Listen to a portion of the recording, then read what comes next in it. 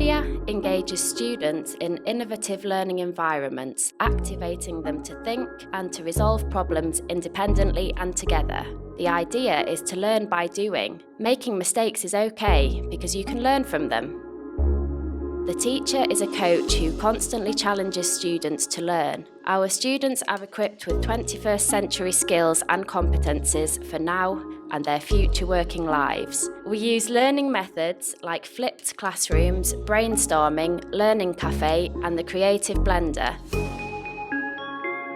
Teamwork is essential in the learning process. Changing the rhythm and methods during the day is important in creating an inspiring learning environment. The cornerstones of Finnish pedagogy in vocational education are student-centred and participative teaching, promotion of transversal skills, different kinds of learning methods and environments. Come and join us, let's enjoy learning together.